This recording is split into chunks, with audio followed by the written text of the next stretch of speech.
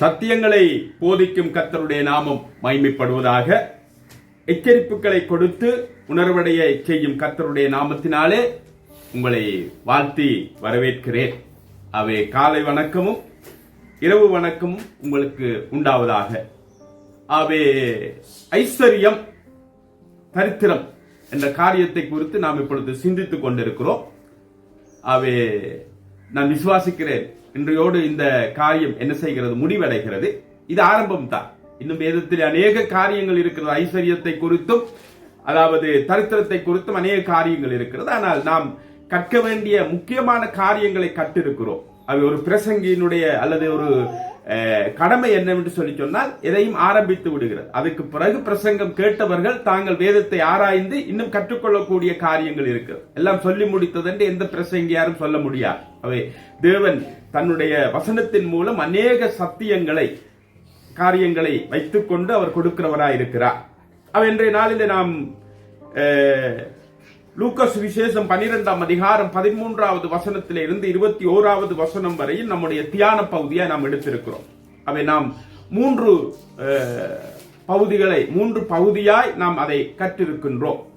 அவை முதலாவது காரியம் அந்த வேத பகுதியினுடைய பொருளடக்கம் என்ன, இரண்டாவது காரியம் அதாவது பழைய ஏற்பாடு அல்லது புதிய ஏற்பாடு தேவனுடைய பிள்ளைகள் என்னவா இருக்கிறார்கள் என்று சிந்தித்தோம். மூன்றாவது காரியம் அதாவது ஐஸ்வர்யத்தை அல்லது ஆஸ்தியை குறித்தான சில வார்த்தைகளை நாம் சிந்தித்தோம். நான்காவது காரியம் கர்த்தர் அதாவது இவ்வுலகத்திற்கு எதை செய்ய வரவில்லை, எதை செய்ய வந்தார் என்பதை சிந்தித்தோம். ஐந்தாவது காரியமாய் கர்த்தர் சந்தர்ப்பத்தை எதற்கு பயன்படுத்தினார் என்று நாம் பார்த்தோம். அவை ஆறாவது காரியம் அவர் அச்சந்தர்ப்பத்தை பயன்படுத்தி கொடுத்த எச்சரிப்பு என்ன என்பதை பார்த்தோம். அதுக்கு பிறகு பார்த்தோம் அந்த விவசாயியினுடைய காரியத்தை குறித்து சிந்தித்தோம். எட்டாவதாய் நாம் சிந்தித்தோம் அந்த விவசாயி செய்த அல்லது அந்த ஐஸ்வர்யவான் செய்த பாவம் என்ன என்பதை பார்த்தோம். கிட்டத்தட்ட 5 காரியங்களை நாம் சிந்திக்கக்கூடியதா இருந்தது. அவைகளை தேவன் நம்மை ஆசீர்வதிக்கும் போது நாம் செய்யக்கூடாது என்பதை நாம் பார்க்கக்கூடியதா இருந்தது. இன்றைய நாம் செய்திக்காய் நாம் கடந்து போகிறோம். இன்றைய செய்தியினுடைய காரியம் என்னவென்று சொல்லி சொன்னால் அதாவது 9வது காரியம் லூக்கா 12ஆம் அதிகாரம் நாம் 17வது வசனத்திலிருந்து 19வது வசனம் வரையும் வாசிக்கும் போது அதாவது தேவன் கொடுத்த அந்த ஐஸ்வர்யவானுக்கு தேவன் கொடுத்த செய்தி என்ன என்பதை குறித்து தான் நாம் சிந்திக்க வேண்டியதா இருக்கிறது. ஆகவே லூக்காஸ் விசேஷம் அதாவது 12ஆம் அதிகாரம் அதாவது 17 இருந்து 19 வரையில் நாம் இப்பொழுது வாசிக்க கேட்கலாம். லூக்கா 12ஆம் அதிகாரம் 17 இருந்து 19 வரை நாம் முதலாவது வாசிக்க கேட்கலாம். இப்படி சிந்தித்துக் கொண்டிருந்தவருக்கு தேவன் கொடுத்த செய்தி என்ன என்பதைத்தான் நாம் இன்றைய காரியத்தில் சிந்திக்க போகிறோம். வாசிக்கலாம். அப்பொழுது அவன், நான் என்ன செய்வேன், என் தானியங்களை சேர்த்து வைக்கிறதற்கு இடமில்லையே. நான் ஒன்று செய்வேன், என் களஞ்சியங்களை இடித்து பெரிதாக கட்டி எனக்கு விளைந்த தானியத்தையும் என் பொருள்களையும் அங்கே சேர்த்து வைத்து பின்பு ஆத்துமாவே, உனக்காக அநேக வருஷங்களுக்கு அநேகம் பொருள்கள் சேர்த்து வைக்கப்பட்டிருக்கிறது. நீ இளைப்பாரி புசித்து குடித்து பூரிப்பாய் இரு என்று என் ஆத்துமாவோடே சொல்வேன் என்று தனக்குள்ளே சிந்தித்து சொல்லிக் கொண்டார். தேவன் அவனை நோக்கி, இதுதான் தேவன் கொடுத்த செய்தி. இப்படி அவன் சிந்தித்துக் கொண்ட போது தேவன் அவனுக்கு கொடுத்த செய்தி என்னவென்றால் 20வது வசனத்திலே சொல்லப்படுகிறது. ஓகே, இப்பொழுது நாம் 20வது வசனத்தை வாசிக்கலாம். மதிகேடனே. இந்த வார்த்தை இங்கே முட்டாள் என்று சொல்லப்படுகிறது. இதை குறித்து நாம் சரியாய் சிந்திக்க வேண்டிய ஒரு காரியமா இருக்கிறது. மதிகேடனே, ஆம், உன் ஆத்துமா உன்னிடத்தில் இருந்து இந்த ராத்திரியிலே எடுத்துக் கொள்ளப்படும். அப்பொழுது நீ சேகரித்தவைகள் யாருடையதாகும் என்றார். இதுதான் தேவன் அந்த மனிதனுக்கு கொடுத்த செய்தி. அவன் தன்னுடைய ஆத்மாவை குறித்து நெடுகாலமாய் வாழ்வதற்குரிய அது எதிர்காலம் தன்னுடைய கரங்களிலே இருக்கிறது என்று நினைத்து அவன் காரியத்தை செய்த போது கர்த்தர் இங்கே அவனுக்கு போதித்த காரியம் எதிர்காலம் கர்த்தருடைய கரத்திலே இருக்கு. அவர் சொல்றார், இன்றைக்கு உன்னுடைய ஆத்மா இந்த ராத்திரியிலே எடுத்துக்கொள்ளப்பட போகும். நீ சேர்த்து வைத்தது அது யாருடையது ஆகும் என்ற ஒரு கேள்வி அல்லது யாருடையது ஆகும் என்ற ஒரு போதனையை கர்த்தர் கொடுக்கிறதை நாம் காணக்கூடியதா இருக்கு. இதிலிருந்து நாம் கற்றுக்கொள்ளக்கூடிய ஒரு காரியம், நாளைய தினம் நம்முடையது அல்ல. இன்றைய தினம்தான் நம்முடைய. அவை நமக்கு கொடுத்த, அது ஐஸ்வர்யமாயிருக்கலாம், அல்லது வரமாயிருக்கலாம், அல்லது ஊழியமாயிருக்கலாம், அல்லது பொறுப்புகளாயிருக்கலாம். அவை தேவன் நம்மை நம்பி கொடுத்திருக்கிறார். அவை இதை நாம் நாளைக்கு பயன்படுத்தலாம் அல்லது அடுத்த வருடம் பயன்படுத்தலாம் என்று சிந்திக்கிறதற்குரிய நிலைப்பாட்டிலே நம்மை கர்த்தர் வைத்திருக்கிறார். அவர் இன்றைக்கு ரகசிய வருகையில் அவர் வருவாரானால் நாம் எடுத்துக் கொள்ளப்படுவோம். அது மாத்திரமல்ல, இன்றைக்கு இரவு நம்முடைய மரணம் வருமானால் நாம் போய் சேர வேண்டியது. அவ இந்த உண்மையை அங்கு அவனுக்கு போதித்ததை நாம் காணக்கூடியதா இருக்கு. அவ இதை எப்பொழுதுமே நாம் நம்முடைய மனதிலே வைத்திருக்க வேண்டும். அவை இன்றைய நாள் தான் நம்முடைய. இன்றைக்கு கொடுக்கப்பட்டதை நாம் இன்று அவருக்கு செய்ய வேண்டியது மிக முக்கியமாக இருக்கிறது. நமக்கு கொடுக்கப்பட்டதை இன்றைய நாளிலே நாம் செய்து, அதாவது கர்த்தருடைய நாமத்தை மகிமைப்படுத்தவும் மற்றவர்கள் பக்தி விருத்தி அடையவும் நாம் காரியங்களை செய்ய வேண்டியது மிக அவசியமாயிருக்கிறது. அவை இது 9வது காரியம்.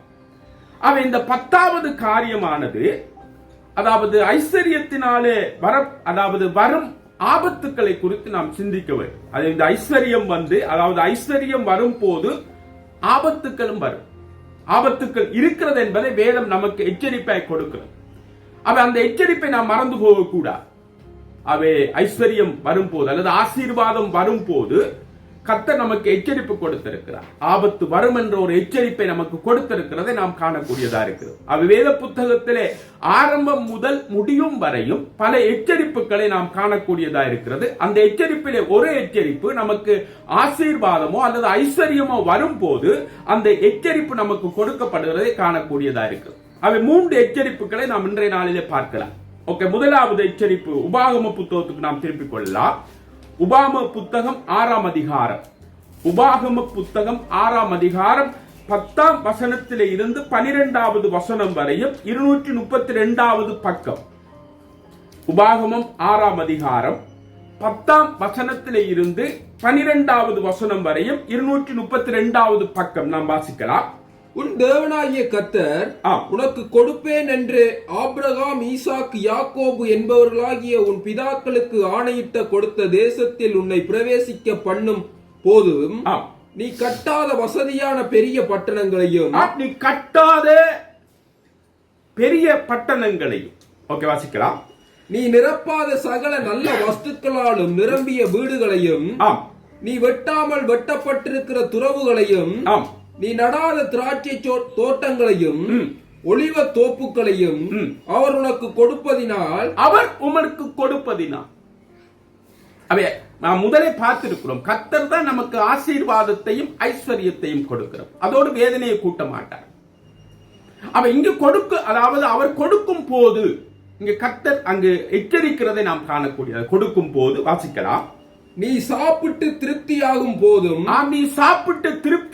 போதும் நீ அடிமைப்பட்டிருந்த வீடாகிய எகிப்து தேசத்தில் இருந்து உன்னை புறப்பட பண்ணின கர்த்தரை மறவாத படிக்கு எச்சரிக்கையாயிரு. இதன் முதலாவது எச்சரிக்கை. அவ இந்த ஐஸ்வர்யம் அல்லது இந்த ஆசீர்வாதம் கர்த்தரை மறக்கும்படியாக செய்கின்ற ஒரு ஏது என்பதை நாம் எப்பொழுதும் மறக்க கூடாது. நம் மரண பரியந்தம் நாம் மறக்க கூடாது. அது எந்த விதத்திலும் கர்த்தரை மறந்து அந்த ஐஸ்வர்யத்தின் மேலோ அல்லது அந்த ஆசீர்வாதத்தின் மேலோ நமக்கு நாட்டத்தை அது உருவாக்குகிறதாய் அல்லது அதிலே சார்ந்து கொள்ளுகிறதாய் போகிறதை நாம் காணக்கூடியதா இருக்கிறது. அப்படிதான் இங்கு கர்த்தர் மிக அருமையா எச்சரிக்கிறதை பார்க்கிறோம். இப்படிப்பட்ட காரியத்தை எல்லாம் நாம் செய்யும் போது நீ திருப்தி அடையும் போது ஆனா நீ என்ன செய்யக்கூடாது, மறக்க கூடாது. இது முதலாவது எச்சரிக்கை. ஓகே, இப்பொழுது நாம் 2வது எச்சரிப்பை அதே 8ஆம் அதிகாரத்துக்கு திருப்பிக் கொள்ளலாம். 2வது எச்சரிப்பு 8ஆம் அதிகாரத்துக்கு திருப்பிக் கொள்ளலாம். 12வது வசனத்தில இருந்து நாம் 14வது வசனம் ஏ பகுதி வரையும் வாசிக்கலாம். நீ புசித்து திருப்தியாகி நல்ல வீடுகளை கட்டி அவைகளில் குடியிருக்கும் போதும் உன் ஆடு மாடுகள் திரட்சியாகி உனக்கு வெள்ளியும் பொன்னும் பெருகி உனக்கு உண்டானவைகளை எல்லாம் வர்த்திக்கும் போதும்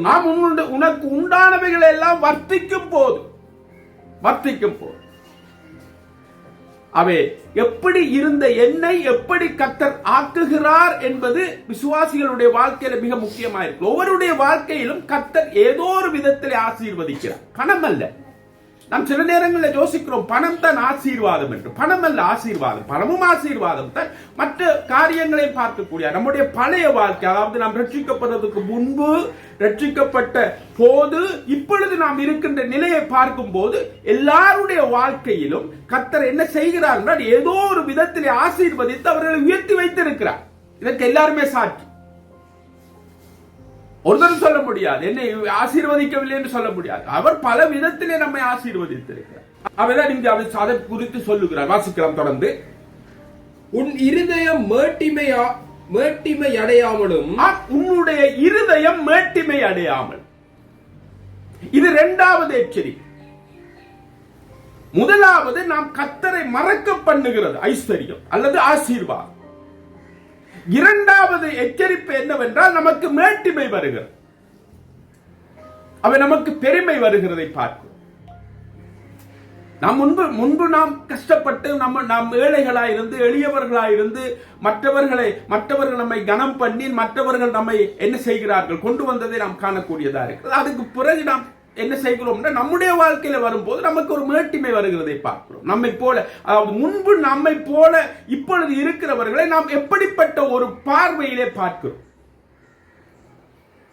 அவை மேட்டிமை. இங்கு மேட்டிமையை குறித்து சொல்லப்படும். தொடர்ந்து வாசிக்கலாம். உன்னை அடிமைத்தன வீடாகிய எகிப்திலிருந்து புறப்பட பண்ணினவரும். இப்பொழுது நீங்க பார்க்கக்கூடிய இருக்கு. முதல் வசனத்திலும் சொன்னார் அடிமைத்தன வீடாகிய எகிப்திலிருந்து புறப்பட பண்ணினார். 6ஆம் அதிகாரத்தில் சொன்னார். இப்பொழுது 8ஆம் அதிகாரத்தில் சொல்லும் போது சொல்றார் உன்னை அடிமைத்தனமாகி அந்த வீட்டிலிருந்து நான் புறப்பட பண்ணினேன். நாம் எல்லாரும் அப்படித்தான் புறப்பட பண்ணினார். ஆனா புறப்பட பண்ணின எம்மை இப்பொழுது ஆசீர்வதித்திருக்க. அவரை நாம் மறந்து போகிறதுக்குரிய ஒரு எச்சரிப்பு, மறந்து போகக்கூடிய ஒரு ஆபத்து. அடுத்தது நமக்குள்ளே மேட்டிமை, நமக்குள்ளே அல்லது பெருமை அல்லது நமக்குள்ளே வருகின்ற இருமாம். ஓகே, மூன்றாவது காரியம் 8வது வசனம் 8ஆம் அதிகாரம் 17வது வசனத்தை வாசிக்கலாம். 8ஆம் அதிகாரம் 17வது வசனத்தை வாசிக்கலாம். என் சாமர்த்தியமும் என் கைப்பலனும் இந்த ஐஸ்வர்யத்தை எனக்கு சம்பாதித்தது என்று நீ உன் இருதயத்தில் சொல்லிக் கொள்ளாமலும் இருக்க எச்சரிக்கையா இருக்குது. அவை அந்த மேட்டிமை என்ன செய்கிறது என்றால் பெருமை பாராட்டலுக்கு போகும். அவை கர்த்தரை மறக்கிறது மாத்திரமல்ல, அதாவது மேட்டிமை வருகிறது மாத்திரமல்ல, அவை என்னை நானே பெருமைப்படுத்துகிறதாய் போகிறது, அல்லது என்னை நானே மகிமைப்படுத்துகிறதாய் போகிறது. அவை இந்த மூன்று ஆபத்துக்களும் ஆசீர்வாதத்திலும் ஐஸ்வர்யத்திலும் இருக்கிறதை நாம் காணக்கூடியதா இருக்கு. அவைதான் சென்ற வாரம் அந்த என் நான் என்ற வார்த்தையை நான் அழுத்தி சொல்வதற்கு காரணமாயிருந்தது. எப்படி சுத்தி கொண்டு வந்து நாம் சில நேரங்களில் நாம் பேசுகிறதை நாம் என்ன செய்ய வேண்டும், இப்பொழுது ரெக்கார்ட் பண்ற மாதிரி அப்படி ரெக்கார்ட் பண்ணணும். நான் ஒரு மனிதனோடு பேசும்போது என்னை குறித்து என்னத்தை பேசுகிறேன் என்பதை நான் ரெக்கார்ட் பண்ணும்போது தெரியும். நான் என்னென்ற வார்த்தை எத்தனை தடவை நான் பாவித்திருக்கிறேன் என்பதை சில எனக்கு தெரியாமலே பாவிக்கக்கூடியதா இருக்கு. ரெக்கார்ட் பண்ணி பார்த்துட்டு அமர்த்தி பார்த்தா தெரியும் எங்கெங்க நான் பெருமை பாராட்டி இருக்கிறேன், எங்கெங்க எல்லாம் நான் என்ன செஞ்சிருக்கிறேன், எப்படி தூக்கி விட்டு இருக்கிறேன் எனக்கே தெரியும். சின்ன நமக்கு தெரியாது. அவை ஐஸ்வர்யம் நமக்கு கொடுக்கின்ற ஆபத்து. அவை நிக்கிறவன் என்று சொல்லுகிறவன் விழாதபடிக்கு எச்சரிக்கையா இருக்குவேன். நான் இதுல எல்லாம் விழுந்து போக மாட்டேன் என்று ஒருத்தரும் சொல்ல முடியும். ஒருத்தருமே அந்த, அதாவது பாவத்தோடு நாம் என்ன செய்ய முடியாது என்று சொல்லி சொன்னால், அதாவது பெருமை பாராட்ட முடியாது. நாம் ஓட வேண்டிய இடத்துல ஓடத்தான் வேண்டும், அதாவது நிற்க வேண்டிய இடத்துல நாம் நிற்கத்தான் வேண்டும். கர்த்தர் ஓட சொல்லுகிறார் அல்லது எச்சரிப்பு கொடுத்திருக்கிறார். அந்த எச்சரிப்பை எப்பொழுதுமே நாம் கவனமா இருக்க வேண்டும். கவனமா இருந்து நாம் கவனித்து ஓட வேண்டியது மிக அவசியமா இருக்கு. நாம் அதை அலட்சியப்படுத்துவோமானால் நிச்சயமாய் அந்த பாவத்துக்குள்ளே விழுகின்ற சந்தர்ப்பம் நமக்கு கூடுதலாயிருக்கு. அவர் இந்த பழைய காலத்தில் ஒரு காரியம் சொல்வார், அதாவது பதவி வரும் போது பணிவு வர வேண்டும் தோழ. அதே மாதிரி பணம் வரும்போது அங்கு தாழ்மை அல்லது அங்கு என்ன சொல்லுகிறது, அந்த கர்த்தரை நினைக்கின்ற நினைவு வரவே. பதவி வந்தோன்னு பணிவு போய் முந்தி பணிவா தான் இருந்திருக்கும். முதல் கையெல்லாம் கட்டி அப்படி கீழே தலையெல்லாம் குனிஞ்சிருக்கு. ஆனா ஏதாவது பணிவில கொண்டு இருத்திட்டோம்னா அங்க அதுக்கு பிறகு பதவி வந்துட்டு அங்க என்ன செய்யும்னா பணிவு போய் அங்க அதிகாரம் என்ன செய்யக்கூடிய இருக்கிறது. அதே மாதிரி பணம். இவைகளெல்லாம் மிக பயங்கரமானவைகள். இவைகளெல்லாம் வேதத்திலே நமக்கு எச்சரிப்பை கொடுக்கப்பட்டிருக்கு, எச்சரிப்புகள் கொடுக்கப்பட்டிருக்கு. அவை இந்த 3 எச்சரிப்பை நாம் மறந்து போகக்கூடாது. ஓகே, அடுத்ததாய் நாம் சிந்திக்க போகின்ற இன்றைக்கு சிந்திக்கின்ற 3வது காரியம், இந்த உலகத்திலே ஐஸ்வர்யம் உள்ளவர்கள் என்ன செய்ய வேண்டும்?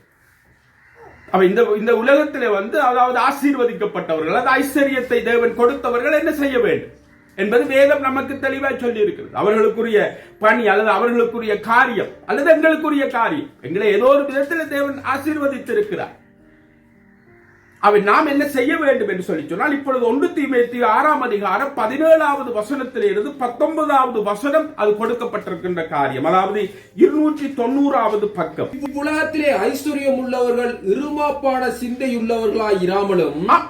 அப்ப இங்க எப்படி நமக்கு அது இங்க புதிய ஏற்பாட்டிலும் அதை எச்சரிக்கிறதை நாம் காணக்கூடிய, அதாவது ஐஸ்வர்யம் உள்ளவர்கள் இருமாப்புள்ள சிந்தை உள்ளவர்களாய் இராமல் நிலையற்ற ஐஸ்வர்யத்தின் மேல் நம்பிக்கை வையாமலும்.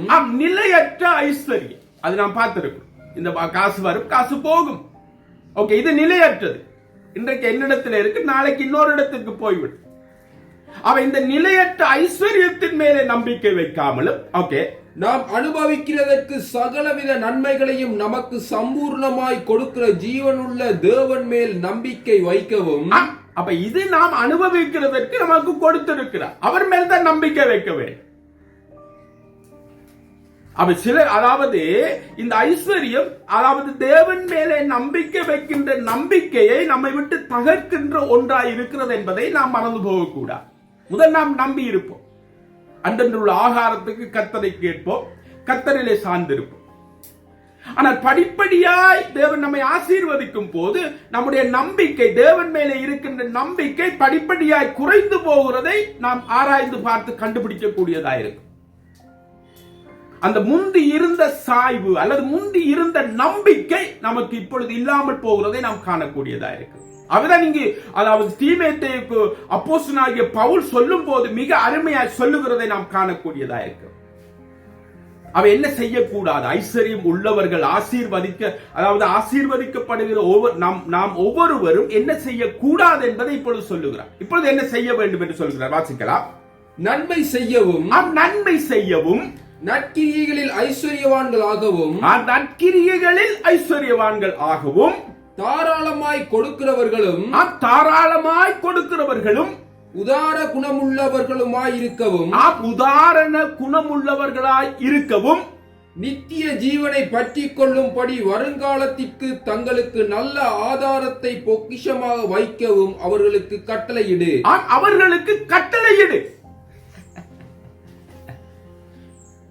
அவர் தீமோத்தேயுக்கு சொல்லுகிறார். அதாவது இது திருச்சபைக்கு எழுதப்பட்டிருக்கின்ற ஒரு காரியம். அவர் இந்த தீமோத்தேயுவிடம் சொல்லுகிறார். அதாவது இந்த திருச்சபையை குறித்து சொல்கிறார், சத்தியத்தின் தூண். நான் வர்றதுக்கு பிந்தினால் திருச்சபையில் என்னென்ன செய்ய வேண்டும் என்பதை சொல்லுவதற்காக இந்த 1 தீமோத்தேயு எழுதப்பட்டிருக்கிறதை பார்க்கும். அவர் இது சபைக்கு கட்டளையிட வேண்டும், இதை குறித்து நாம் சொல்ல வேண்டும். அவ இது சொல்லாவிட்டால் ஐஸ்வர்யவான்களுக்கு அவர்களுக்கு தெரியாது, உண்மையை தெரியாது. அநேகர் என்ன, அதாவது எப்படி நடந்து கொள்ள வேண்டும் என்று தெரியாது.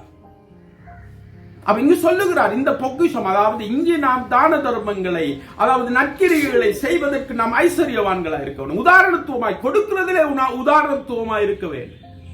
அப்பொழுது அங்கு பொக்கிஷம், அதாவது நித்திய ஜீவன் நமக்கு கொடுக்கப்பட்டிருக்கிறது. பரலோகத்தை நாம் பொக்கிஷத்தை சேர்க்கிறவர்களாய் இருக்கிறோம். ஆனா இப்பொழுது ஒரு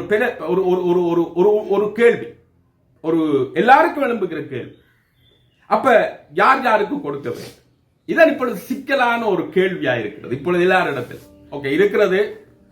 ஆனால் யார் யாருக்கு கொடுக்க வேண்டும்? என்றால் பொதுவாய் வில்லியம் மெக்டோனல் சொல்லும்போது மிக அழகா சொன்னால், கிறிஸ்தவர்களை ஏமாற்றுவது அல்லது ஏமாந்து போகிறதிலே அவர்கள் தான் முதல் இடத்திலே இருக்கிறார். கிறிஸ்தவர்களை ஏமாற்றலாம், அதுல எந்த பிரச்சனையும் இல்லை. அவர்கள் ஏமாந்து போவார். எங்களுக்கு கொஞ்சம் வந்து வசனத்தை பேசினா காடு வசனத்தை பேசினோட சொல்லிடுவோம். அவர் ரட்சிக்கப்பட்டு அவன் ஆவிக்குள்ள இருக்கான்னு சொல்லி அவர் 2 வசனம் எடுத்து விட்டா எங்களுக்கு காடு, நாங்க முடிஞ்சு. அவங்களுக்கு தெரியும். அவை ஏமாற்றப்படுகிறவர்களும் ஏமாந்து போகிறவர்களும் கிறிஸ்தவர்களாயிருக்கிறார். அவை அதற்கு வேதம் இடம் கொடுக்கவில்லை. வேதம் நமக்கு யார் யாருக்கு கொடுக்க வேண்டும் என்ற காரியத்தை நமக்கு போதிக்கிறது. அவை ஏமாந்து போனால் அதற்கு நாம் தான் கணக்கு கொடுக்க வேண்டும். அவர் ஏமாத்திட்டு போகட்டும், நான் கர்த்தருக்கு தான் கொடுத்தேன் என்ற கதை கதைக்க கூடாது. நாம் கர்த்தருக்கு கொடுக்கின்றது எப்படி கொடுக்க வேண்டும் என்பதை கர்த்தர் போதித்திருக்கு. ஓகே, இப்பொழுது நாம் அது பிறகு அதாவது செய்ய வேண்டியது யார் யாருக்கு கொடுக்க வேண்டும். முதலாவது ஓகே, நாம் யாருக்கு கொடுக்க வேண்டும் என்ற காரியம். முதலாவது அதாவது நான் ஆராதிக்கும் திருச்சபைக்கு கொடுக்க வேண்டும். நான் எந்த திருச்சபையில ஆராதிக்கிறேனோ அந்த திருச்சபைக்கு நான் கொடுக்க வேண்டும். அதுதான் அது காணிக்கை என்று சொல்லப்படுது. அவை நான் ஆராதிக்கின்றேன். நான் எந்த திருச்சபை எந்த திருச்சபையும் இருக்கு. அவை நான் ஆராதிக்கின்ற திருச்சபைக்கு நான் முதலாவது கொடுக்க வேண்டும். ஏன் கொடுக்க வேண்டும் என்று கேட்பீர்களானால், அது பல அதாவது திருச்சபையில பல வேலைகள் இருக்கிறது. அந்த வேலைகளுக்கு அந்த காணிக்கையோ அல்லது தர்ம பணமோ அங்கு செலவழிக்கப்பட வேண்டிய ஒரு காரியமா இருக்கிறது. ஒரு எடுத்துக்காட்டு, ஓகே, சபைக்கு கொடுக்கிறதற்குரிய காரியத்தில் ஒரு எடுத்துக்காட்டு அவை 1 தீமோத்தேயு 5ஆம் அதிகாரம் 16. அவை சபையில என்னென்ன நடக்க வேண்டும் என்பதை நீங்கள் கற்றுக்கொள்ள வேண்டும் என்றால் 1 தீமோத்தேயு 2 தீமோத்தேயு நாம் படிக்க வேண்டும், தீத்துவையும் படிக்க வேண்டும். இந்த 3 புத்தகங்களும் மிக அவசியம். சபையிலே நாம் என்னென்ன செய்ய வேண்டும், எப்படி செய்ய வேண்டும் என்பதை படிக்க வேண்டும் என்றால் அது வேற ஒரு படிப்பு. அவ இங்கு தீமோத்தேயு கொடுக்கின்ற காரியத்திலே சபைக்கு கொடுக்க வேண்டும் என்று ஏன் கொடுக்க வேண்டும் என்று கேட்பீர்களானால், அது சபைக்கு இப்படிப்பட்ட காரியங்கள் இருக்கிறது. 1 தீமோத்தேயு அதாவது 5ஆம் அதிகாரம் 16வது வசனத்தை வாசிக்கலாம். 5ஆம் அதிகாரம் 16வது வசனத்தை வாசிக்கலாம்.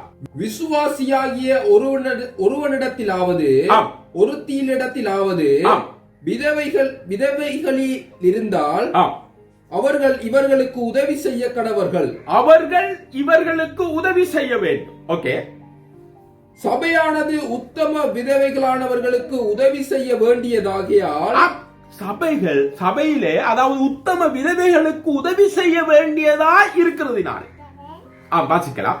அந்த பாரத்தை அதன் மேல் வைக்க கூடாது. அவை விதவைகள்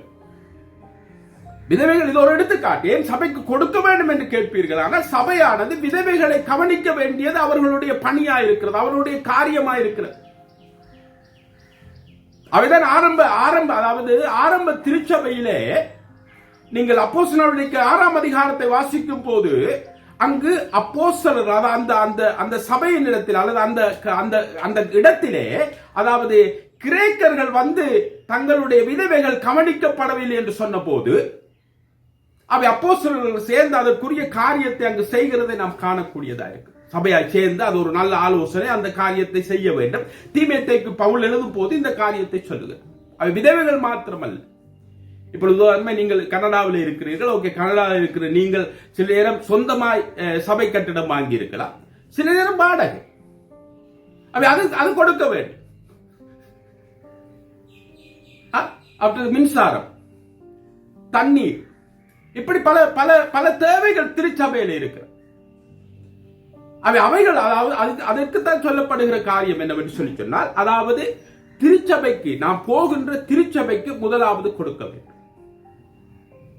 இரண்டாவது நாம் யாருக்கு கொடுக்க வேண்டும் என்ற காரியத்தில் இரண்டாவது காரியம். இப்பொழுது 17வது வசனத்தை வாசிக்கலாம். அதாவது 5ஆம் அதிகாரம் 17வது வசனத்தை வாசிக்கலாம். 17வது வசனத்தை, நன்றாய் விசாரணை செய்கிற மூப்பர்களை விசேஷமாக திருவசனத்திலும் உபதேசத்திலும் பிரயாசப்படுகிறவர்களை இரட்டிப்பான கனத்திற்கு பாத்திரராக எண்ண வேண்டும். வாசிக்கலாம், தொடர்ந்து வாசிக்கலாம். போரடிக்கிற மாட்டை வாய்க்கட்டாயாக என்றும் வேலையால் தன் கூலிக்கு பாத்திரனாய் இருக்கிறான் என்றும் வேத வாக்கியம் சொல்லுகிறதே. அப்ப இங்கு பார்க்கக்கூடிய இரண்டாவது நாம் யாருக்கு கொடுக்க வேண்டும் என்று சொல்லி சொன்னால், அதாவது திருவசனத்தை போதிக்கிறவர்களுக்கு, திருவசனத்தை போதிக்கிறவர் என்றால் அதாவது திருச்சபையிலே அக்கறையோடும் கரிசனையோடும் சகோதர சகோதரிகளுக்கு திருவசனத்தை போதிக்கிறவர்களுக்கு கொடுக்க வேண்டும் என்ற ஒரு காரியம் இருக்கிறதை நாம் காணக்கூடியதா இருக்கிறோம். அவை இது ஊழியர்களுக்கு கொடுக்கப்படுகின்ற காரியம். அவை ஊழியர்கள் கொடுக்கும் போது அதாவது இப்படி திருவசனத்தை அதாவது அவர்கள் போதித்து அல்லது அக்கறையோடு நடந்து கொள்கிறவர்களுக்கு இரட்டிப்பான கனத்தை கொடுக்க வேண்டும். அவை தான் என்ன சொல்லுகிறது, 10 கற்பனையில் ஒரு கற்பனை, அவை தாயையும் தகப்பனையும் கனம் பண்ணுவாயா. அவை தாயையும் தகப்பனையும் கனம் பண்ணுவாயாக என்று சொல்வதனுடைய அர்த்தம் என்னன்னு சொன்னால், பொருளாதார ரீதியாய் தாய்க்கும் தகப்பனுக்கும் உதவி செய்ய வேண்டும். அதே வார்த்தை தான் இங்கு பயன்படுத்தப்பட்டிருக்கிறது. வசனத்தினாலே போதிக்கிறவர்களுக்கு நாம் என்ன செய்ய வேண்டும்னா, பொருளாதார ரீதியாய் அவர்களுக்கு நாம் உதவி செய்ய வேண்டும், அவர்கள் கொடுக்க வேண்டும். அவர்கள் கேட்கக்கூடாது, அவர்கள் விளம்பரம் செய்யக்கூடாது, அவர்கள் கர்த்தரை நம்பி இருக்க வேண்டும். அவர்களுக்கு சம்பளமும் கொடுக்க கூடாது, சம்பளமும் இல்லை. வேதத்தில் சம்பளத்தை குறித்து சொல்லப்படவில்லை. மாதம் மாதம் அவர்களுக்கு சம்பளம் கொடுப்பதில்லை. அவர்கள் கர்த்தரை நம்பி வந்திருக்கிறார். அது முழு நேர ஊழியமா இருக்கலாம், பாதி நேர ஊழியமா இருக்கலாம், அல்லது காற்பங்கு ஊழியமாயும் இருக்கலாம். அது என்னவாயும் இருக்கலாம். சம்பளம் கிடையாது. சம்பளம் என்ற காரியம் வேதத்தில் சொல்லப்படவில்லை. ஆனா அவர்கள் நம்பி இருக்க வேண்டும், கர்த்தர் அவர்களை போஷிப்பார். ஆனா சபை அதற்குரிய காரியத்தை செய்ய வேண்டும். அவை சபைக்கு இந்த போதனை கொடுக்கிறதை நாம் காணக்கூடியதா இருக்கு. அது மாதிரி நீங்கள் 1 கொரிந்தியர் 9ஆம் அதிகாரத்துக்கு எடுக்கும் போது சுவிசேஷ ஊழியத்தை செய்கிறவர்களுக்கும் கொடுக்க வேண்டும் என்று இந்த வசனம் சொல்லுகிறதை பார்க்கிறோம். சுவிசேஷ ஊழியங்களை செய்கிறவர், அப்ப ஊழியம் செய்கிறவர்களுக்கு கொடுக்கின்ற ஒரு காய். ஊழியம் செய்கிறோம், அப்ப பார்க்க வேண்டும் ஊழியம் செய்கிறாரா இல்லாட்டி நித்திரை அடிக்கிறாரான்னு பார்க்க. நித்திரை அடிக்கிறார்களுக்கு தான் நாம் என்ன செய்கிறது, கொடுக்கிறதுடைய காரியம் இருக்கிறது.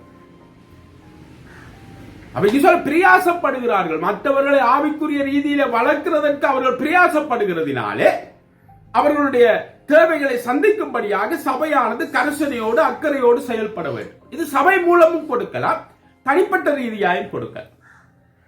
ஆனால் பொதுவாய் அநேகர் தனிப்பட்ட ரீதியாக வாங்குவதற்கு அதை இணக்கம் தெரிவிக்கிறது கிடையாது. பொதுவாய் அநேகர் ஓகே, அவை அப்படி என்றால் எப்படி கொடுக்கலாம்? ஓகே, சபையில வேணும் என்றால் நீங்கள் என்ன செய்யலாம், காணிக்கை பை வரும்போது அவை இந்த நபருடைய பேரை எழுதி இவருக்கு கொடுங்கள் என்ற விஷயம் முடிஞ்சு. அவர் அந்த காரியம் இது காணிக்கை பையில வந்தது, இந்த அப்படிங்கன்னா விஷயம் முடிஞ்சு. ஆனா யாருக்கு கொடுக்க வேண்டும் என்பதை நாம் முதலாவது சரியா புரிந்து கொள்ளணும். அதைத்தான் இங்கு சொல்லுகிறார். யாருக்கு கொடுக்க வேண்டும் என்பது நம்முடைய வாழ்க்கையில மிக முக்கியமான ஒரு காரியமா இருக்கிறது. அதற்கு நாம் கேள்வி கேட்க வேண்டும். சும்மா வந்தவர் போறவருக்கெல்லாம் என்ன செய்ய முடியாது, கொடுக்கிறதற்குரிய ஒரு காரியம் இல்லை. அதிலே நமக்கு என்ன செய்ய வேண்டும், நாம் தேவனிடத்தில் கேட்க வேண்டும். நாம் என்ன செய்ய வேண்டும், தேவன் இந்த காரியத்தை நமக்கு சொல்லுகிறவளா இருக்கிறார். இது 2வது காரியம். ஓகே, 3வது காரியம். 3வது யாருக்கு கொடுக்க வேண்டும் என்று சொல்லி சொன்னால், கலாத்தியர் 6ஆம் அதிகாரம் 10வது வசனம். ஆகையால் நமக்கு கிடைக்கும் சமயத்திற்கு தக்கதாக யாவருக்கும் விசேஷமாக விசுவாச குடும்பத்தார்களுக்கும் நன்மை செய்ய கடவோம். யாவருக்கும், அதுக்கு பிறகு விசுவாச குடும்பம், விசேஷமாய் விசுவாச குடும்பத்தார் நான் நன்மை செய்ய கடவோம். அதுக்கு பிறகு அந்த வசனம் சொல்லுகிறது, கொடுக்கிறதை குறித்து சொல்லும் போது அது சொல்லுகிறது. வாசிக்கலாம். என் கையெழுத்தாய் எவ்வளவு எழுதினேன் என்று பாருங்கள். மாம்சத்தின்படி நல்வசமாய் காணப்பட விரும்புகிறவர்கள் எவர்களோ அவர்கள் தாங்கள் கிறிஸ்துவினுடைய சிலுவை நிமித்தம் துன்பப்படாத படிக்கே உங்களை விருத்த சேதனம் பண்ணிக்கொள்ள கட்டாயம் பண்ணுகிறார்கள். அங்கு கட்டளையை கொடுத்து சொல்லுங்க. ஆனா அதுக்கு முன்பு சொல்லும் போது சொல்லுகிறார், அங்கு நீங்கள் எதை விதைக்கிறீர்களோ அதை அறுப்பீர்கள். ஆவிக்கேற்ற பிரகாரமாய் நீங்கள் விதைப்பீர்கள், ஆனால் ஆவிக்கேற்ற விதத்தை அறுப்பீர்கள். மாமிசத்திற்கேற்ற விதமாய் நீங்கள் அறுப்பீர்கள், ஆனால் மாமிசத்திற்குரிய காரியத்தை நீங்கள் அறுப்பீர்கள் என்று சொல்லப்படுகிறது. அந்த அடிப்படையில சொல்லும் போதுதான் இங்கு சொல்லுகிறார் என்றால், அவை யாவருக்கும் விசேஷமாய் விசுவாச குடும்பத்திற்கு நாம் உதவி செய்ய வேண்டும். இப்பொழுது எல்லாருக்கும் ஒரு கேள்வி வரும். ஓகே, விசுவாச குடும்பத்திற்கு உதவி செய்ய வேண்டும் என்றால் எப்படிப்பட்ட விசுவாச குடும்பத்திற்கு நான் உதவி செய்ய வேண்டும்? எப்படிப்பட்ட விசுவாச குடும்பத்திற்கு நான் உதவி செய்ய வேண்டும்? ஓகே, இப்பொழுது நாம் அதையும் பார்த்துக் கொள்ளலாம். ஓகே, நாம் இப்பொழுது வாசிக்கலாம் யாக்கோப்பினுடைய நிருபம் 2ஆம் அதிகாரம் 15ஆம் வசனத்திலிருந்து 17வது வசனம் வரை. ஒரு சகோதரனாவது சகோதரியாவது வஸ்திரம் இல்லாமலும் அனுதின ஆகாரம் இல்லாமலும் இருக்கும் போதும் உங்களில் ஒருவன் அவர்களை நோக்கி நீங்கள் சமாதானத்தோட போங்கள், குளிர் காய்ந்து பசியாருங்கள் என்று சொல்லியும் சரீரத்துக்கு வேண்டியவைகளை அவர்களுக்கு கொடாவிட்டால் பிரயோஜனம் என்ன? அப்படியே விசுவாசமும் கிரியைகள் இல்லாதிருந்தால் தன்னிலே தானே செத்ததாயிருக்கும். அப்ப இங்க சொல்றது அனுதினம், அதாவது வஸ்திரம் இல்லாமல் அனுதின ஆகாரம் இல்லாதவர்களுக்கு கொடுக்க வேண்டும். விசுவாசிகள் அவ்விதமாய் கடந்து போவார், நிச்சயமாய் கடந்து போவார். அவர்களுடைய அதாவது அவசிய தேவைகளை சந்திக்கும்படியாக கொடுக்க வேண்டும். அத்தியாவசிய தேவை. இப்ப ஒரு சொல்ற, நான் வீடு கட்ட போறேன், ஒரு 10 லட்சம் ஒரு 20 லட்சத்துக்கு நான் வீடு கட்ட போறேன் பிரதர், எனக்கு தாண்டா கொடுக்க கூடாது. அதுக்கு கொடுக்கிறது. சில பேர் கடன் பட்டிருப்பார். அவை கடனை கொடுத்து நாம் மிகப்பெரிய எச்சரிப்பு கொடுக்க. கடன் பட்டா சொல்றது கடன் கட்டல பிரதர், நான் லீசிங் வாங்கி இருக்கு. ஓகே, லீசிங் வாங்கி, இப்ப லீசிங் வாங்குறதுக்கு காசு இல்ல. ஓகே, சொல்றேன் நான் லீசிங் வாங்கி இருக்கேன், எனக்கு காசு அதுக்கு கொடுக்க. நாம் சரியா புரிந்து கொள்ளும், சரியா விளங்கிக் கொள்ள வேண்டும். நாம் எதற்கு கொடுக்க வேண்டும்? அன்றன்றுள்ள ஆகாரம் அத்தியாவசியத்தை அதற்கு நாம் கொடுக்க நாம் அதாவது நாம் நம்மிடத்திலே கேட்கிறவர் அல்லது நாம் அவதானிக்கிறவர்களை நாம் பார்க்க வேண்டும். இது தலைவர்களுக்கு மிக முக்கியமான ஒரு காரியம். ஒரு வீட்டில் ஒரு வீட்டுக்கு போனால் அதாவது அந்த வீட்டினுடைய குசினி வரையும் அவர்கள் போக வேண்டும். நான் அந்த உரிமையை எடுத்துக்கொள்றேன். நான் எந்த விசுவாசிகளோட வீட்டில் போனாலும் குசினி வரையும் போயிடுவேன். என்ன தெரிய வேணும் குசினியில என்ன நடக்குது. அடுப்பு பத்த வைக்கப்பட்டிருக்கிறதா அல்லது பத்த வைக்கப்படவில்லை.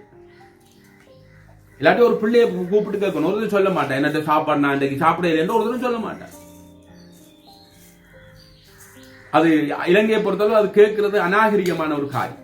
ஆனால் ஒரு காரியம் செய்யலாம், அவருக்கு பிடிக்கிறதுக்கு ஒரு காரியம் செய்யலாம். ஒரு சின்ன பிள்ளையை கூப்பிட்டு இன்றைக்கு என்ன மகன் சாப்பாடு என்ன மகள் சாப்பாடுன்னா அவர்கள் தண்டவாக உண்மையை சொல்லிடுவார்.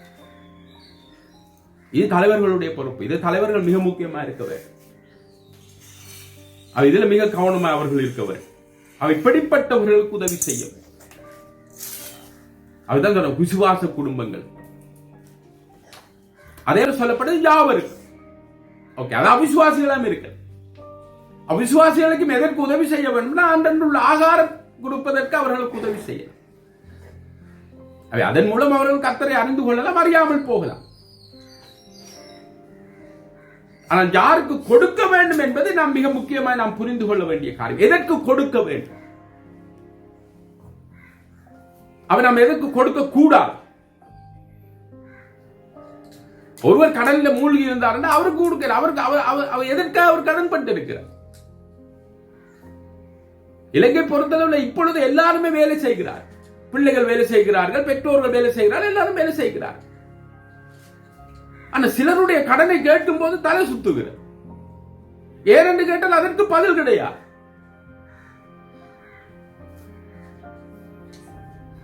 நாம் இதற்கு மிக கவனமா மிக ஜாக்கிரதை உள்ளவர்களா இருக்கும்.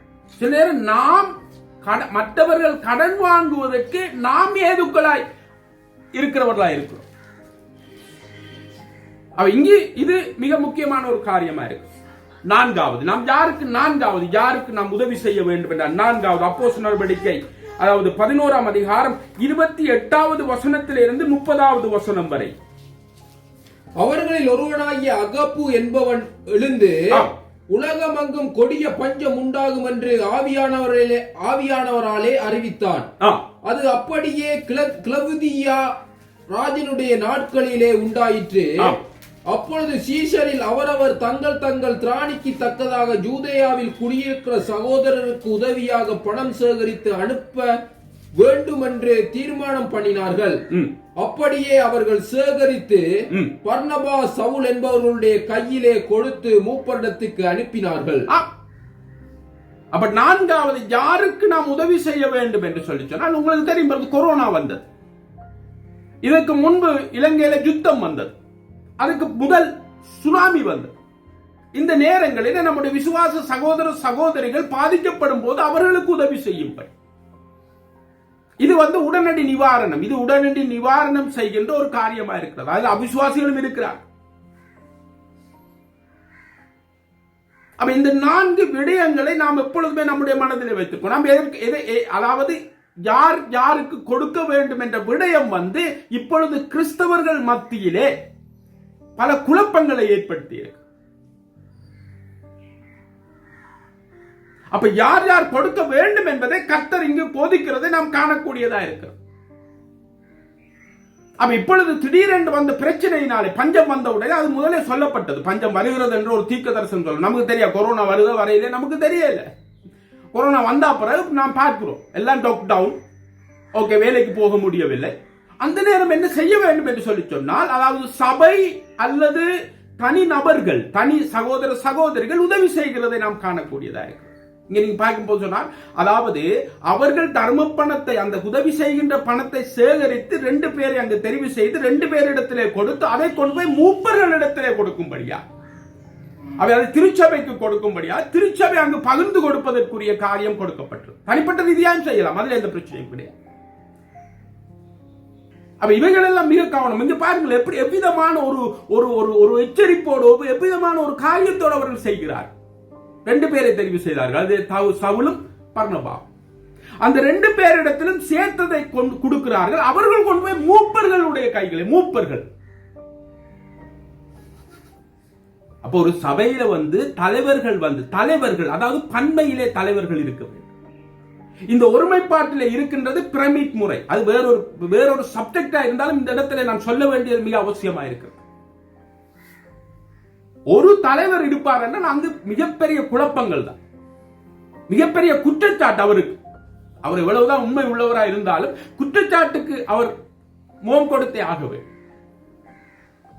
அன்னைக்கு சொல்ல மூப்பர்களிடத்திலே கொடுத்தார்கள், அவர்கள் பகிர்ந்து கொடுத்தார்கள். என்ன பகிர்ந்து கொடுப்பதற்காக இருந்தால் அதான் டீக்கன்ஸ், உதவிக்கார். அவதான் முன்பே உங்களுக்கு சொன்னேன், தலைவர்கள் இந்த பொருளாதார காரியத்தில் அவர்கள் கை வைக்க கூடாது. அவர்களுக்கு வேலை, தலைவர்களுக்கு வேலை போதிப்பதும் ஜெபம் பண்ணுவதும் அவர்களுக்கு கொடுக்கப்பட்ட ஊழியம். இதை எப்பொழுதே நாம் மறந்து போக கூடாது. பொருளாதாரத்தை குறித்து நாம் உதவிக்காரரை ஏற்படுத்தி உதவிக்காரருடைய கரத்தில் கொடுத்து அவர்கள் உதவிக்காரர் காரியங்களை செய்ய வேண்டும். கணக்கு வழக்கு, அதாவது சபையினுடைய கணக்கு வழக்குகள் அங்கு கொடுக்கப்பட வேண்டிய காரியம். அது சபை சகோதர சகோதரிகளுக்கு அது தெரிய வேண்டும். எங்க இருந்து வருது, எங்க இருந்து போகுது என்று தெரிய வேண்டும். அவ இந்த 4 காரியம், இந்த 4 காரியங்களை நாம் எப்பொழுதுமே இது 4 புதிய ஏற்பாட்டை சொல்லப்படுது. பழைய ஏற்பாட்டும் இதே காரியம் சொல்லப்படுகிறது. ஆனா பழைய ஏற்பாட்டுல வித்தியாசம். என்றால் இப்பொழுது புதிய ஏற்பாடு நாம் எல்லாரும் ஆசாரியர்களும் ராஜாக்களுமா இருக்கிறோம். அவை நாம் எல்லாரும் கொடுக்க வேண்டியதா இருக்கிறது. பவுல் கூட கொடுத்தார். அவர் சொன்னார், வாங்குறதை பார்க்கணும் கொடுக்கிறது. ஒரு எடுத்துக்காட்டு கொர்நேலி. ஓகே, 10ஆம் அதிகாரம் நாம் இப்பொழுது வாசிக்கலாம். அதாவது 1வது வசனத்திலிருந்து 4வது வசனம் வரையும் வாசிக்கலாம். 1வது வசனத்திலிருந்து 4வது வசனம் வரையும் வாசிக்கலாம். இத்தாலிய பட்டளம் எனப்பட்ட பட்டணத்திலே 100க்கு அதிபதியாகிய கொர்நேலியு என்னும் பெயர் கொண்ட ஒரு மனுஷன் செசரியா பட்டணத்திலே இருந்தார். அவன் தேவ பக்தியுள்ளவனும் தன் வீட்டார் அனைவரோடும் தேவனுக்கு பயந்தவனுமாய் இருந்து ஜனங்களுக்கு மிகுந்த தர்மங்களை செய்து எப்பொழுதும் தேவனை நோக்கி ஜெபம் பண்ணிக் கொண்டிருந்தான். பகலில் ஏறக்குறைய 9ஆம் மணி நேரத்திலே தேவனுடைய தூதன் தன்னிடத்தில் வரவும் கொர்நேலியுவே என்று அழைக்கவும் பிரத்யட்சமாய் தரிசனம் கண்டு அவனை உற்று பார்த்து பயந்து ஆண்டவரே என்ன என்றான். அவனுக்கு தெரியாது. ஓகே, ஆண்டவர் என்ன என்றார். அப்பொழுது அவன் உன் ஜெபங்களும் உன் தர்மங்களும் தேவனுக்கு நினைப்பூட்டுதலாக அவர் சந்நிதியில் வந்தட்டி இருக்கிறது. அப்ப தேவனுக்கு எது நினைப்பூட்டுகிறதா இருக்கிறது என்றால் நாம் செய்கின்ற ஜெபங்களும் நாம் கொடுக்கின்ற கொடுப்பனம், அதை அவர் நினைக்கிறவராய் இருக்கிறார். இதற்கு முன்பு நாம் இப்பொழுது ஜெபித்தோம், நீங்கள் எல்லாரும் ஜெபித்தீர்கள். ஓகே, அது அங்க அவருடைய நினைவுக்குள்ளே வருகிறது. இப்பொழுது கொடுக்கிறதை கொடுத்து பேசுகிறோம், வாங்குறதை குறித்து பேசவில்லை. அவன் உண்மையா தேவனை அறிந்தவன், அதாவது ஜூத மார்க்கத்தை அறிந்தவன், ரட்சிக்கப்படாதவன். அவன் ரட்சிப்பினுடைய செய்தி அவனுக்கு கொடுக்கப்பட்டது. அவன் தேவனுக்கு பயந்த ஒரு மனுஷன். அவன் தேவன் தன்னை என்ன செய்தார் என்றால் அவனுக்கு வெளிப்படுத்தினதை நாம் காணக்கூடியதா இருக்கிறது. அந்த வெளிப்படுத்தலுக்கு அங்கு காரணமாயிருந்த 2 காரியத்தை சொல்லுகிறார். ஒன்று அவனுடைய ஜெபம், இரண்டாவது அவனுடைய தான தர்மம். அவன் இந்த தான தர்மமானது ஒவ்வொரு ஆராதனையிலும் அது பலி என்று சொல்லப்படுகிறது. இப்பொழுது நாம் வாசிக்கலாம், அந்த வசனத்தை வாசிக்கலாம். அந்த வசனத்தை வாசிக்கும் போதுதான் நாம் சரியாய் புரிந்து கொள்ளக்கூடிய எபிரேயர் 13ஆம் அதிகாரம் 16வது வசனம். எபிரேயர் 13ஆம் அதிகாரம் 16வது வசனம் 311வது பக்கம். 311வது பக்கம், அதாவது 13ஆம் அதிகாரம் 16வது வசனம். வாசிக்கலாம். அன்றியும் நன்மை செய்யவும் தான தர்மம் பண்ணவும் மறவாதிருங்கள். இப்படிப்பட்ட பலிகளின் மேல் தேவன் பிரியமாயிருக்கிறார். இப்படிப்பட்ட பலிகளின் மேலே தேவன் பிரியமாய் இருக்கிறார். அவர்தான் திருச்சபையிலே காணிக்கை ஆராதனையிலே ஒரு பலியாக, ஒரு பாகமாக வருகிறது.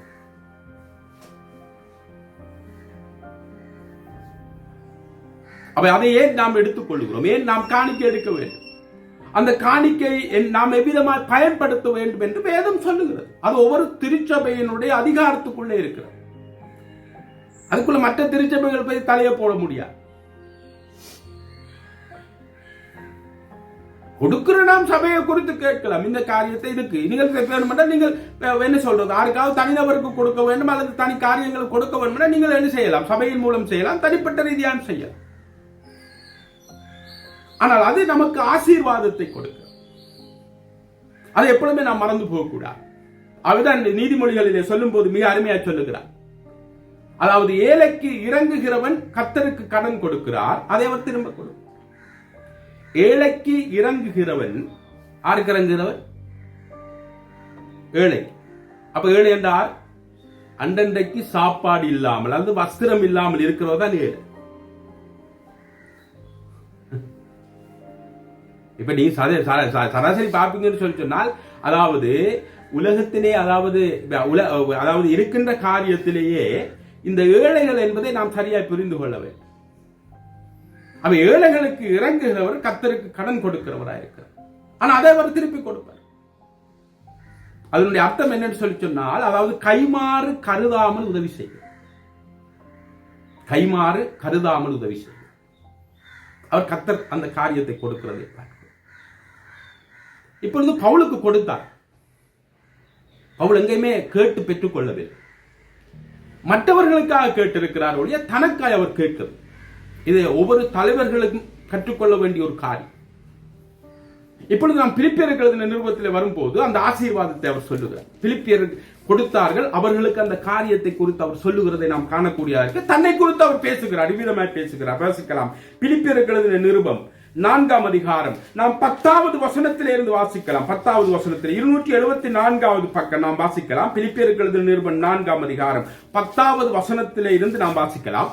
என்னை விசாரிப்பதற்கு நீங்கள் இப்பொழுது மறுபடியும் மனமலர்ந்தபடியினாலே கர்த்தருக்குள் மிகவும் சந்தோஷப்பட்டேன். என்னை விசாரிக்கிறதற்கு பிலிப்பிய திருச்சபை என்ன சொன்னால், மறுபடியும் அவரை விசாரிக்கிறதற்கு அவர்கள் என்ன செய்தார்கள் என்றால், அவர்கள் ஏவப்பட்டார். கொடுப்பது என்பது நாம் ஏவப்பட வேண்டும். சில நேரம் நமக்கு ஏவுதல் வராட்டி நாம் அதை விட்டு விட வேண்டும். நமக்கு ஏவ அது கர்த்தர் ஏவுகின்ற கார். அவை வாங்குகிறவர், அதாவது அவர் பெற்றுக்கொள்ள வேண்டும் என்ற ஒவ்வொருவரும் அவர் கர்த்தர் யாருக்கு ஏவுகிறாரோ அவரிடத்திலிருந்து அவர் பெற்றுக்கொள்ள வேண்டும். அதுக்காக அவர் ஜெபம் பண்ணுவார். வாசிக்கலாம். இப்படி செய்ய எண்ணம் கொண்டிருந்தீர்கள். இப்படி செய்ய எண்ணம் கொண்டிருந்தீர்கள். சமயம் மாத்திரம் உங்களுக்கு நேரிடவில்லை. சமயம் மாத்திரம் உங்களுக்கு நேரிடவில்லை. அவர்களுக்கு அந்த விருப்பம் இருந்தது, ஆனால் அந்த சமயம் ஏற்படவில்லை. சில நேரம் இல்லாமலும் இருக்கலாம். ஓகே, வாசிக்கலாம். என் குறைச்சலினால் நான் இப்படி சொல்லுகிறதில்லை. என் குறைச்சலினால் இப்படி சொல்லுகிறது இல்லை. இது குலையடிக்கிற வேலை இல்லை.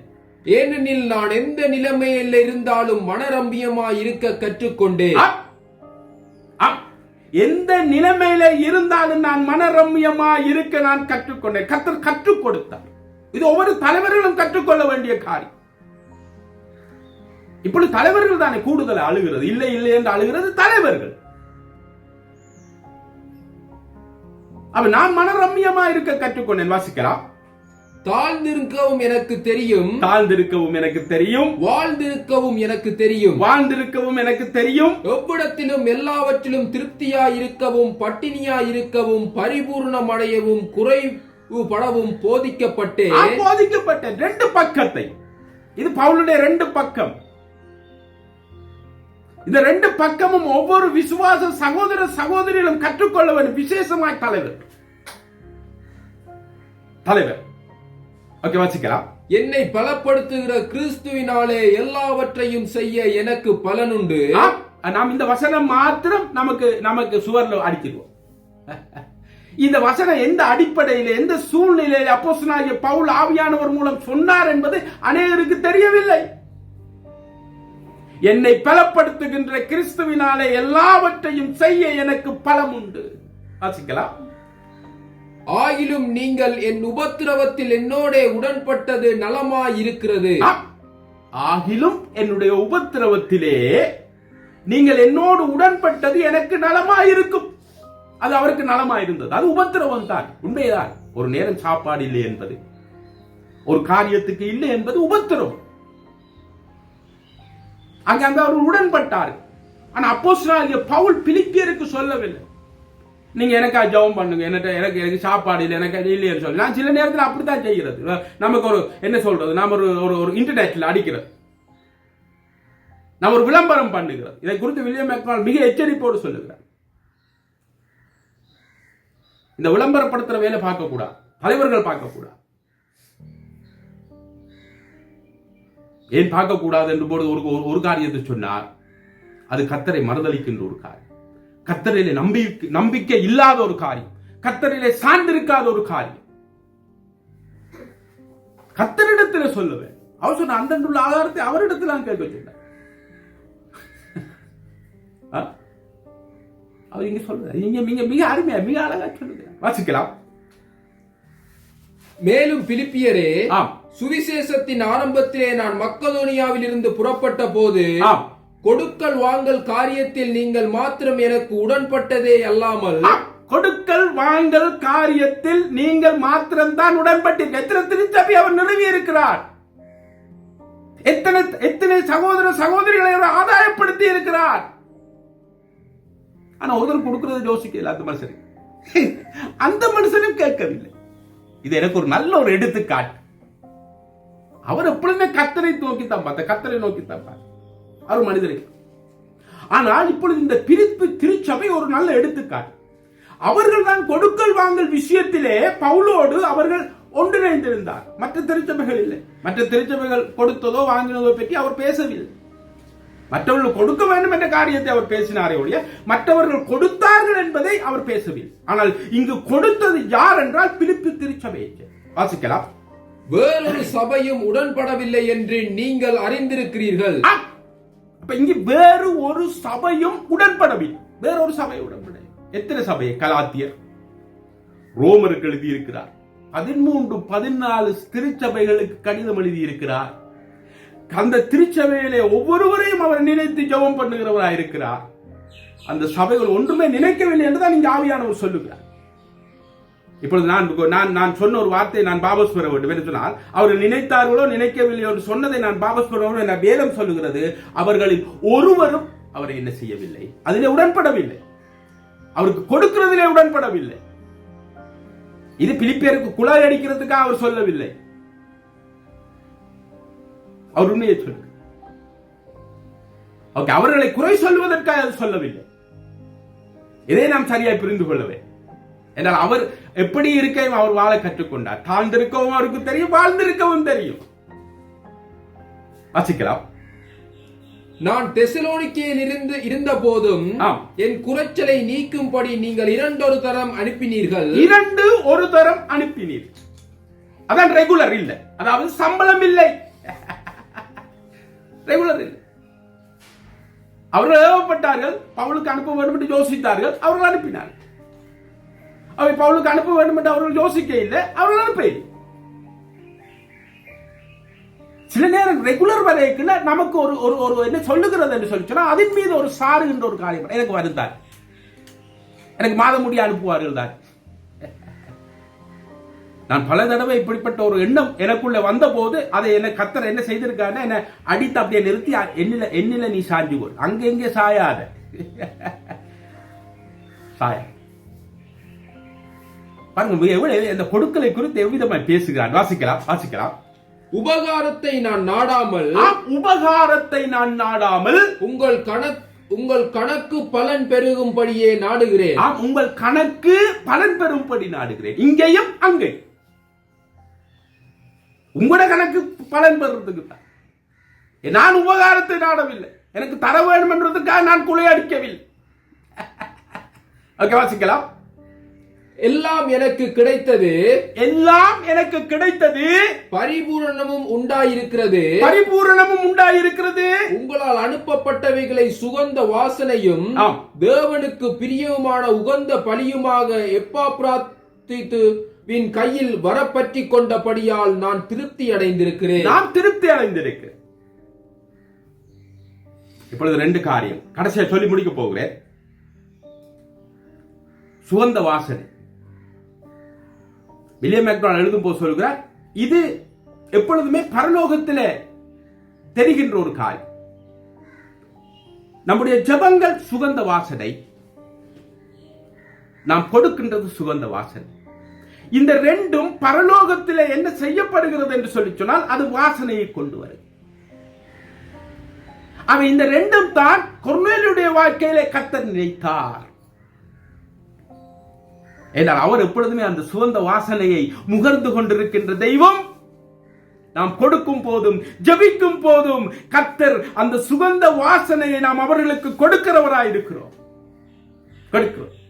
அந்த சுகந்த வாசனையை நான் எப்பாப்ராத்து தீர்த்தியினுடைய கரத்திலே பெற்றுக்கொண்டேன், நான் திருப்தியும் அடைந்தேன்.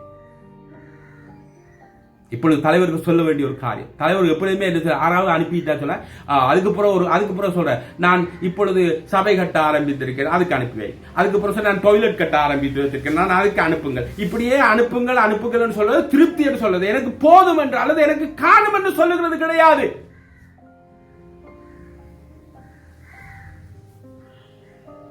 நாம் யாருக்கு அனுப்பி கொண்டிருக்கிறோம்? நாம் சரியா புரிந்து கொள்ள வேண்டும். பவுலிடத்தில் இருந்து நாம் கற்றுக்கொள்ள வேண்டிய காரியம், பவுல் மிக அருமையா சொல்லுகின்ற ஒரு காரியம். இந்த ஐஸ்வர்யம் என்பது, ஆசீர்வாதம் என்பது ஒரு சுகந்த வாசனையை நமக்கு கொடுக்கின்ற ஒரு காரியம் என்பதை நாம் மறந்து போகக்கூடாது. அதிலே ஆபத்து இருக்கிறது, அதுக்கு எச்சரிப்பு கொடுக்கப்பட்டிருக்கிறது. அது ஒரு பக்கம். ஆனால் இதே ஐஸ்வர்யமும் இதே ஆசீர்வாதமும் நமக்கு சுகந்த வாசனையை நம்முடைய வாழ்க்கையிலே தேவனுக்கு முன்பாக பரலோகத்திலே அதை உண்டு பண்ணுகிற ஒன்றாக இருக்கிறது என்பதை நாம் மறந்து போகக்கூடாது. ஆமென்.